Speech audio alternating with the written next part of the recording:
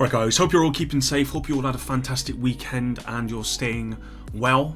That didn't make any sense, but oh well, let's get to it. So today, I want to go over the full TU11 Patch Notes. As you can see on screen, to start off with, we've got the maintenance coming tomorrow. Download size is Xbox One is 8 gig, approximately. PS4 is 7 gig and PC is 7.7 gig. And as usual, it's your usual times, 9:30 CEST, 3:30 AM EDT and 12:30 AM PDT. Estimated downtime is 3 hours. Although based on how quickly they've been doing maintenances recently, it may actually be a lot shorter than that. We'll have to wait and find out. But with that out of the way, I do want to go over the Title Update 11 Patch Notes. Now there's a lot of stuff in here I imagine that we've probably already seen, but I just want to go over everything so you guys know exactly what there is, and we'll try and skip over the stuff we've probably heard about 1,000 times. So, new season is called Concealed Agenda. A new season is almost upon us, starting on September 22nd. Concealed Agenda offers 12 weeks of in-game activities and unique rewards. Season 3 brings a new seasonal manhunt, new leagues, a new global event, and new unique rewards, as well as an apparel event.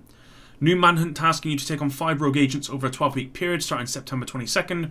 Bring down all 5 to unlock the new Shrapnel Trap skill variant. Barden Schaefer is leader of the BTSU unit. The Black Tusk is the season's prime target. So we've got the new global event Shade Exposed, the new apparel event Phoenix Down. I'm pretty sure that's what the apparel event was called last time.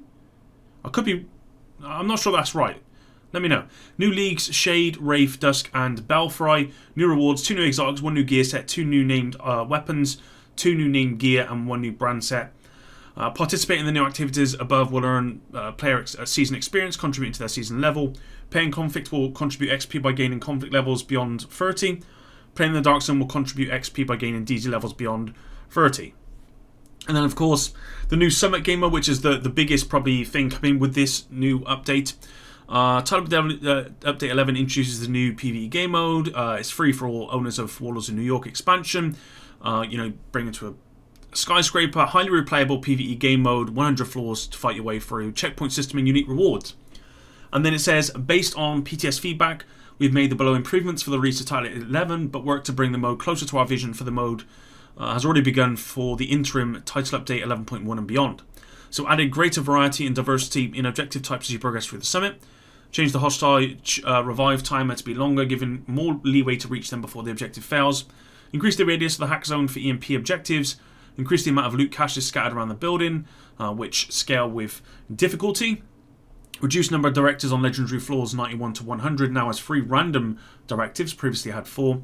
And it says, we saw the PTS feedback about this, and those who prefer the tougher difficulties will not need to grind through the first 50 levels if they don't want to. We are by default unlocking rally points up to 51. This is the start of heroic floors. This was actually really, really good news. In addition to the new objectives added in Phase 2, there are a couple more coming with TU11. That's good news. Added or adjusted frequency of certain objective types based on PTS data and feedback. Tuned the drone ambush objective. Rogue agent encounters will be able to occur on legendary summit floors, still disabled for DC strongholds. Added exotic fire teams for legendary, so occasionally you'll see some unusual and challenging combinations of certain enemy types. And crew ambush will no longer occur on legendary floors. So they've already made another change here to add more new objectives, and I imagine over time, guys, they're going to add tons of those, which is always good. And of course, as I said, with TU11.1, hopefully they'll make even more changes, and I'll probably have a video talking about what I think they should do here with TU11.1 in the near future. New feature, appearance mod, so it's transmog. All gear is supported by appearance mods, weapons and exotics are excluded. Note that when logging into TU11, you will need to log into each of your characters to unlock the looks of all owned gear. This only needs to be done once, and you do not need to save the gear to keep their looks available moving forward. So you will save the appearance of all obtained gear following the release of Title Update 11. Operation Iron Horse Discovery Mode, so that's going to be available on day 1, September 22nd. New exotics, we've obviously got the submachine gun, the backfire, dealing damage to enemies, adds a stack of plus 1% critical hit damage up to 200 stacks lasting 10 seconds. On reload, apply a 10-second bleach yourself, which deals 0.5% armor damage per stack. Memento, which is the big ticket item that I want. where we've got enemies you kill drop a trophy on death. Collecting trophies provides both a short and long-term buff, the first of which scales with the number of core attributes equipped and lasts 10 seconds. So 5% weapon damage per red core, 10% bonus armor per blue core. That actually got nerfed in the PTS. That was 20%, I believe, and 5% skill efficiency per yellow core. For every trophy collected, gain an additional 1% weapon damage, 1% skill efficiency, and 0.1% armor regeneration for 300 seconds. And that's a maximum of 30 stacks. I'm not going to go through all these guys because we've seen it all before, and I've covered it a million times. So we've also got the Ridgeway's Pride chest piece. We've got the new gear set, which is Hunter's Fury, which is the gear set that I really want to get hold of.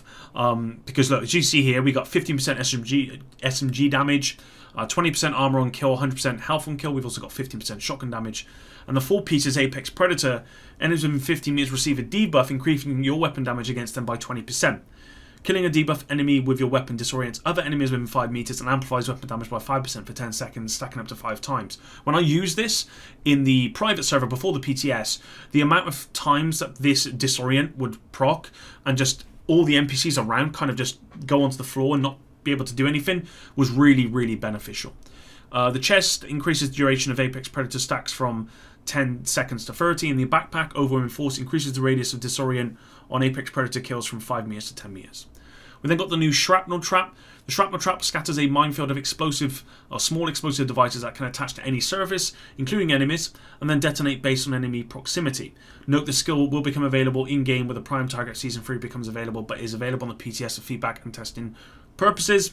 We then got the 612 shotgun, the named variant, the MOP, which has got 10% armor on kill, the card fortified pistol, which has a 1% skill tier when used, Bellstone Armory, and then we got which is the Everyday Carrier, which is the chest piece, which has got perfectly efficient.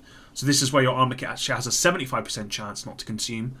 And then we got the backpack, which is called Liquid Engineer, Perfect Bloodsucker, and this refetches a stack of 12% bonus armor.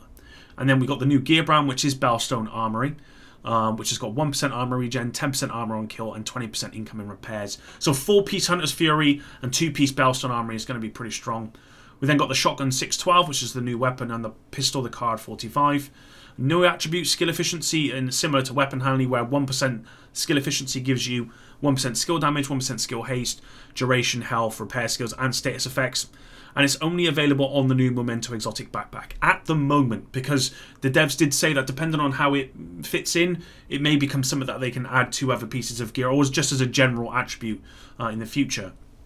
Okay, some new directives. Fragile armor replaces hard to earn, and armor breaks apply a stack of broken to the agent up to a maximum of 4. Each stack of broken reduces an agent's max armor by 20%. Using an armor kit removes 1 stack of broken. Okay. And scavenge skills replaces cool skills. Skill cooldowns do not progress on their own. Agents must collect skill parts as drops from enemies and broken weak points. Each part collected reduces skill cooldowns. Okay, I prefer this scavenge skills over cool skills, because this means with scavenge skills, and if I don't know if cool skills and hard to earn are still going to apply to the summit, because they did say something about that. If they don't and these replace them, then this is much better. This scavenge skills is much better than cool skills in terms of playing through the summit, because it does mean that my build, which relies on using 2 skills really, is not redundant with scavenge skills where it kind of is with cool skills. It certainly is kind of cut in half with cool skills, whereas that's not the case with this one. Global events. So after reviewing the global events as a whole, we decided that global events introduced in Season 1 did not provide the power boost to agents that we desire. As such, the following global events have been reworked to provide a significant boost to player power. So Guardians. The buff provided from killing a Guardian Angel now grants the ability to penetrate Guardian protection. In addition, the buff renews its duration with each kill, permitting agents to chain kills throughout an entire fire team without necessarily defeating all Guardians first. Additionally, defeating all Guardians in a fire team now prevents the surviving members from regaining protection for an amount of time based on their veterancy. Standard enemies will not be able to receive protection for a long time. Named enemies regain protection quite quickly. Finally, melee attacks against protected enemies will briefly rob those enemies of their protection. Okay, I mean, I don't like the Guardians global event anyway, but this makes it so that agents do feel more of a buff. I'll have to see how this works out. I'll go back in and test this and see what it's all about. Polarity Switch. The shock for shooting at opposite polarity enemies has been removed. Values for the strength of the stacking buff have been updated to provide a significant power boost to agents. I'm a little bit surprised by that, actually. I quite like the polarity switch. So basically now, I don't think there's any downsides in this event. It's just all power, which I don't mind, of course. We'll have to see how that works out. Reanimated. The green cloud produced by killing enemies with headshot no longer harms agents. This cloud now heals agents and provides a significant boost to their firepower while standing within it. The green cloud continues to significantly harm enemies. This is a good, very good change. I like the way they're doing this. They're making it so that you're rewarded for doing good stuff. So in this case, you get a headshot and you're rewarded for that headshot because then you get to sit in, the cloud, which provides a boost of firepower and healing. Whereas before, you were kind of penalized for doing good stuff. That's not the case here. I'm glad. They haven't mentioned what the next global event is, the other new one, so we'll have to wait on what that is. Mod slots on backpacks, chests and masks are now generic, which we know about. Mod slots on gear are no longer able to be recalibrated. And added generic mod slots to all improvised craft and high-end gear as well. That's good. Defensive gear mods can now drop with disorienting and snare resistances. Again, great. And as you can see here, any existing status effect resistance mods will have their values automatically doubled, which isn't true. I don't know why that's in there, because they've changed that back to what it was before. So that's not true. Loot, rainbow loot introducing weigh-in. The first non-core attribute has a higher chance to be of the same colour as the core. Again, we don't know what that amount is, but it's just higher. Added all new Season 3 weapons and gear to the general loot pool. Added the new Season 3 brand to targeted loot rotation. Season 2 content. Updated Legacy Season cache to include weapons, gear, etc. named items. Added Season 2 blueprints. Removed Season 2 level requirements from Season 2 exotics. Mantis and Vile can now be acquired from general exotic sources without any conditions. Good. That's good. Named items, death grips. Increased the armor on kill from 5 to 10%. Eclipse Protocol. Lowered indirect transmission on kill status effect spread from 15 meters to 10 meters. Proliferation now increases the range of indirect transmission from 10 to 15 meters. And increases system aggravated damage amplification from 15 to 30%. That's huge. That's pretty much doubled, which is, I've already seen this. This is huge. This needs to be balanced for PvP. It really does. In PvE, it's not such a big deal, but it's going to be strong. But in PvP, I've heard this is too much. Obliterate, increase the number of maximum stacks of total weapon damage from 15 to 25, which is good. Reduce the global PvP mod damage modifier from 0.35 to 0.3. Reverted previous change to pistol PvP damage modifiers to pre-T 10.1 values, which is a buff. It's not a buff really, it's just gone back to what it was. Small increase to all shotguns, rifles and MMR PvP damage modifiers to match global damage reduction and retain pre-TU11 time to kill. Okay, slight reduction to overall SMG damage PvP, or SMG PvP damage. Lady Death's Breathe free weapon damage amplification effect lowered from 75 to 6% in PvP. This one here about the small increase to rifles MMRs to make it pre-TU11. I thought they were going back to TU10. So this is, yeah, I don't know. And then it says here, other changes are Crusader Reflector and Striker Shields now take 3% more damage in PvP. Riot Foam Chem Launcher base Ensnare Generation lowered from 3 seconds to 2 seconds. Firewall Specialization Talent Fire Response no longer applies a 5 meter burn on armor break in PvP, which is excellent. Okay, Eclipse's Protocol Indirect Transmission on Kill Status Effect spread lowered from 15 to 5 meters in PvP, 7 meters with Proliferation Chest Talent. But they've not said anything about the damage. Lady Death's Breathe free weapon damage amplification effect lowered from 75 to 50%. Headhunter buff duration lowered from 30 to 5 seconds, and Headhunter damage lowered from 40 to 20% in PvP, 25% with Perfect Headhunter. And audio improvements. Title Update 11 brings significant memory optimizations for audio, which should resolve the audio loss issues reported by players since TU10.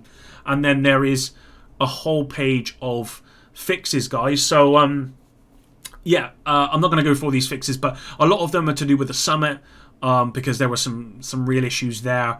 I'm just seeing if there's anything else worth talking about here. Fix Instinct Talent activating when killing wildlife. Fix the polycarbonate cost for crafting SMGs, etc., etc. Yeah, I'm not going to go over these. If you want to see all of the fixes, guys, then please, I'll leave a link to this down in the description below. But that's it for today's video. Hopefully you did enjoy this one. There's obviously a lot of changes here. I'm interested to see how these global events are now going to play.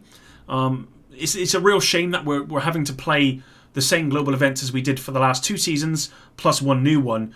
I don't like that, but it is what it is, guys. There's not a lot we can do about it. If they couldn't do it, and they've done this instead, where they've made it so that actually you feel rewarded, then I guess that's good, but I would have much preferred 4 new global events. But that's it for today's video, guys. Tomorrow I will be streaming. I will be going through the summit, and of course my main thing here is getting this backpack. But thanks very much for watching. Until tomorrow, Epic out.